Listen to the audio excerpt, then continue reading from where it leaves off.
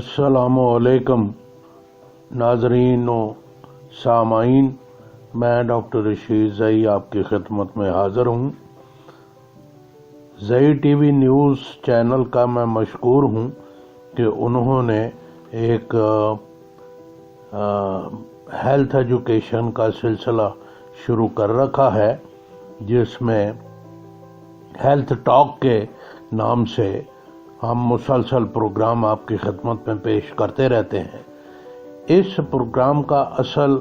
Mission मकसद ये है कि हम लोगों में इतनी बीमारियों के ख़िलाफ़ इतनी ज़्यादा अवेयरनेस पैदा कर दें कि लोग जो है एहतियाती तदाबीर इख्तियार करते रहें, वो ख़ुद अपने बच्चे अपने अहले खाना को मुख्तलिफ़ बीमारियों के ख़िलाफ़ अपने आप को और अपने बच्चों को, अपने अहले खाना को, अपने महल्लेदारों को बचाते रहेंगे। आज का टॉपिक भी उसी सीरियल का एक हिस्सा है, जिसमें हम आज अस्थमा यानी कि दमा, जिसमें सांस के घुटने का अमल होता है, उस पर बातचीत करेंगे। ये बीमारी भी बड़ी इस लिहाज से बहुत ही आम है और एक अंदाजे के मुताबिक तो अमेरिका में तो बहुत ज़्यादा है, हालांकि वहाँ पर बहुत ही उनके पास वसाइल हैं, सैनिटेशन है और अडल्ट्रेशन नहीं है। इसके बावजूद भी वहाँ ये बीमारी का हमला बहुत ज़्यादा मौजूद है। पाकिस्तान में भी इसके बहुत सारे वाक़यात और बहुत सारे लोग जो हैं इस बीमारी में मुलव्वस हैं। नाज़रीन, बात ये है कि ये पहले तो हमें ये समझना पड़ेगा कि ये बीमारी जो है इसकी रूट कॉजेस यानी वजूहात जो हैं वो क्या हैं। वजूहात में तो बेशुमार वजूहात हैं, लेकिन बड़ी बड़ी मैं आपकी खिदमत में बयान कर देता हूँ। मसलन कई चीज़ें ऐसी हैं जिनके खाने से हमें एलर्जी हो जाती है। वो एलर्जी जो है वो माहौल की वजह से भी हो जाती है और ख़ुराक की वजह से भी हो जाती है। दूसरी वजह जो है वो जो हमारे यहाँ पोल्यूशन है और बहुत सारी हवा के अंदर और हमारे माहौल में इरिटेंट्स ऐसे हैं जिनकी वजह से जो एलर्जी जो है होती है। फिर अगर इन्फेक्शन हो जाए, मसलन ये कोल्ड जिसको हम कहते हैं जी, सर्दी लग गई है और फ्लू हो गया है, और इस तरीके से दूसरी जो सांस की बीमारियां हैं वहाँ पर अगर जरासीम ने हमला करके बीमारी पैदा कर दी है तो भी उससे ये अस्थमा पैदा हो सकता है। इसी तरीके से कोल्ड एयर है। फिर बहुत जब हम डीप इसकी स्टडी करते हैं रूट कॉजेज की, तो उसमें अगर बहुत हैवी किस्म की एक्सरसाइज की जाए तो भी वो एक वजह बनती है। बड़ी वजह जो डॉक्टर हजरात बताते हैं वो ये है कि हमारी खुराक जब मुकम्मल तौर पर हमारा डाइजेस्टिव सिस्टम जो है उसको हजम नहीं कर पाता और खुराक जो है जुज़्वे बदन नहीं बनती, जज़ब नहीं होती, तो वो भी एक बड़ी वजह बनती है। इसी तरीके से हमारे जिस्म में मुख्तलिफ हार्मोन्स होते हैं,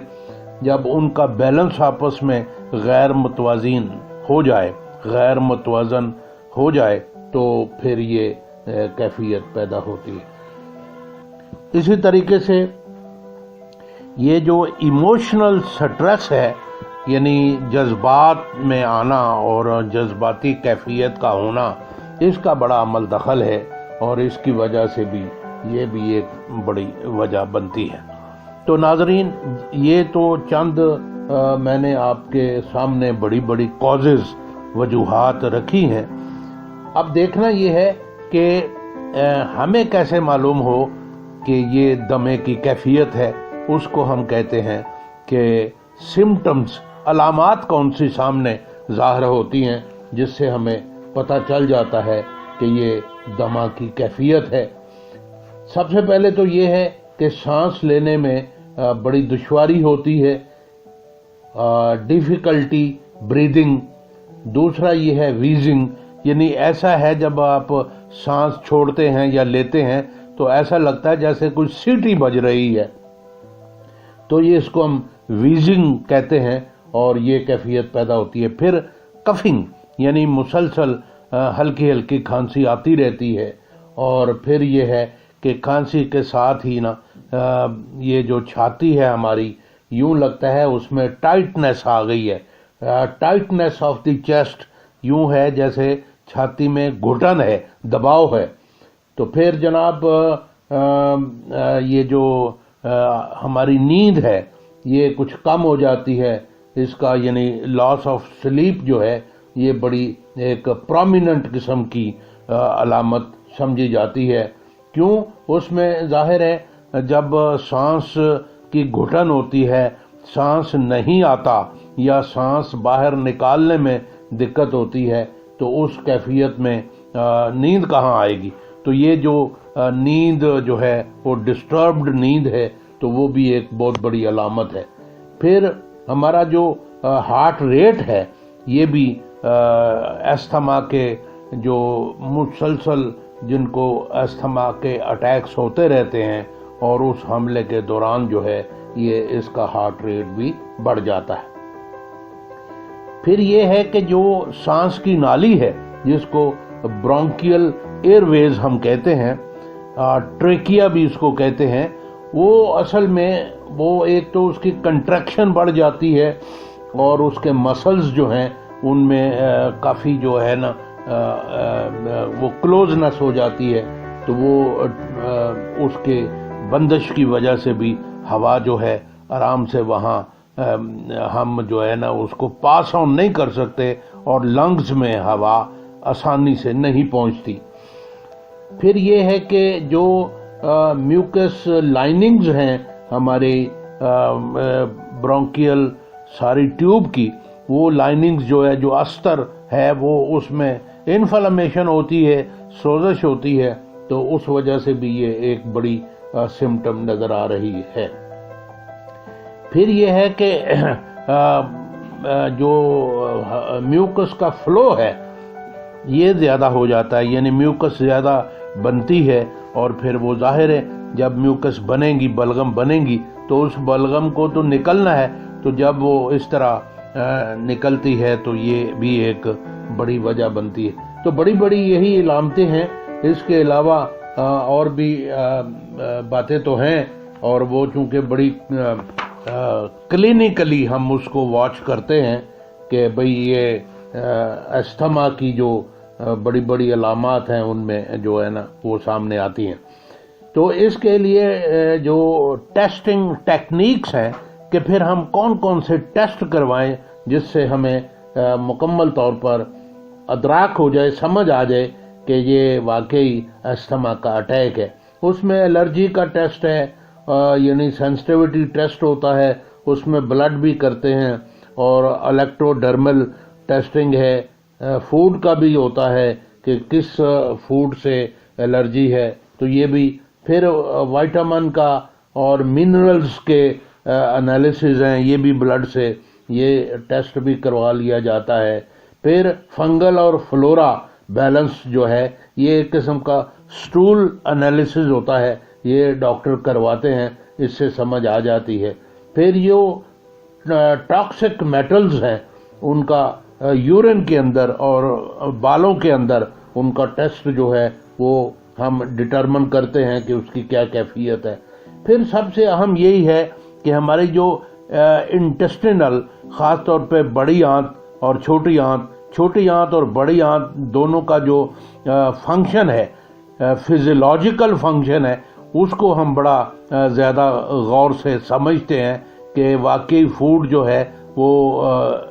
جزو بدن بن رہی ہے. ایبزارپشن ریٹ اس کا پتہ کرنا پڑتا ہے کہ کتنے پرسنٹ جو ہے فوڈ جو ہے ایبزارب ہو رہی ہے اور کتنے پرسنٹ باڈی سے ضائع ہو رہی ہے, نکل رہی ہے, وہ جسم میں ایبزارب نہیں ہو رہی. تو یہ بھی ایک قسم کا. پھر ناظرین اس کے علاوہ ہم جو ہے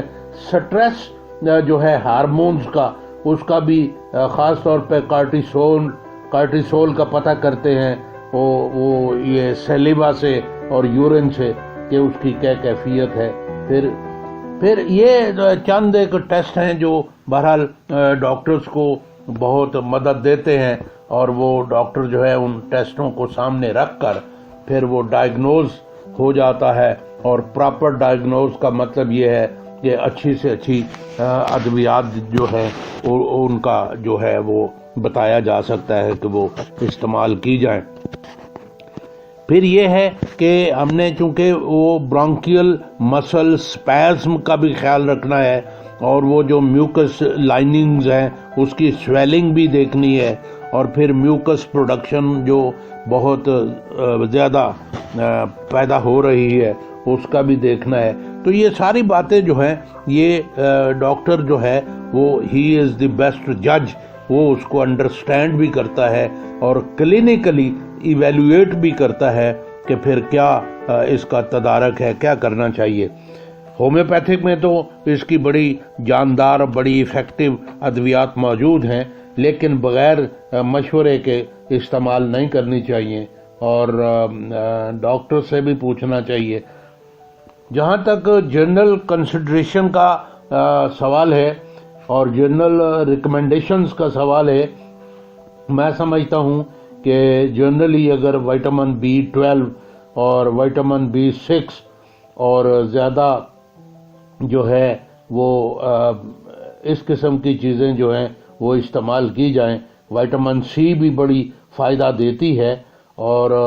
اینٹی ٹاکسیڈنٹس جتنے بھی ہیں وہ تاکہ انفلمیٹری رسپانسز میں بہتری آ جائے. تو یہ ساری باتیں جو ہیں وہ جو انزائم کا بیلنس ہے وہ صحیح ہو جائے. تو یہ تو پھر ڈاکٹر صاحب جو ہیں وہ آپ کو صحیح ایڈوائز کریں گے کہ what to do and how to do, اور وہ کون سی خوراک ہے, وہ کون سی فوڈز ہیں جن کو آپ بالکل بند کر دیں تاکہ وہ جو میوکس زیادہ پیدا ہو رہی ہے وہ پیدا ہی نہ ہو. اسی طریقے سے آپ دیکھیں کہ جناب یہ آپ کے لیے ضروری ہے یہ جاننا کہ ہمیں زیادہ طور پہ جو خاص طور پہ جب یہ موسم بدلتا ہے, یہ سردی کا موسم آ رہا ہے, تو اس میں پولنز ہیں اور دیگر جو الرجی پیدا کرنے والی چیزیں ہیں, اور جو پولوشن ہے ہوا میں اور گندگی اور یہ اس قسم کی چیزوں سے ہمیں ہمیشہ بچنا چاہیے. جنرلی تو یہ کہا جاتا ہے کہ صفائی بھی اچھی ہو اور تازی ہوا ہو, بہت ہلکی قسم کی ورزش کرنی چاہیے, تو صاف ستھرا پانی جو ہے ڈرنکیبل واٹر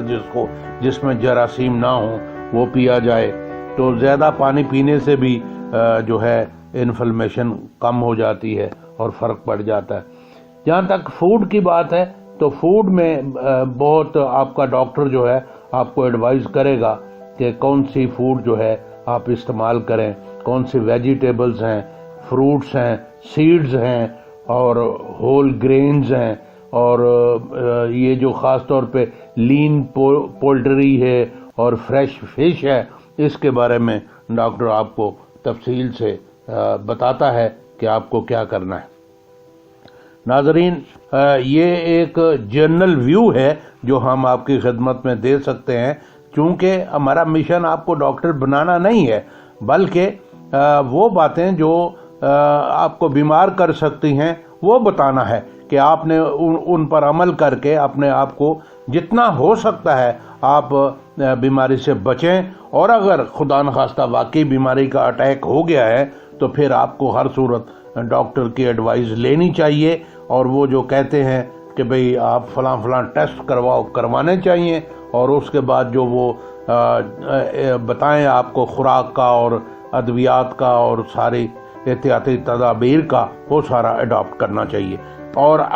ہم انشاءاللہ اگلے ایپیسوڈ میں آپ کو اس سے بھی زیادہ اہم بات ہے وہ ہم آپ کو انشاءاللہ بتائیں گے۔ خاص طور پہ اگلا ہمارا سبق جو ہوگا، بات چیت جو ہوگی، گفتگو جو ہوگی، وہ ہم جو ایتھلیٹس ہیں ان کے پاؤں پہ بڑے خاص قسم کے کیا کہنا چاہیے زخم آ جاتے ہیں اور انفیکشن ہو جاتی ہے، اور یہ جو فنگل انفیکشن ہے بڑی خطرناک ثابت ہوتی ہے۔ اس پر ہم انشاءاللہ تفصیل سے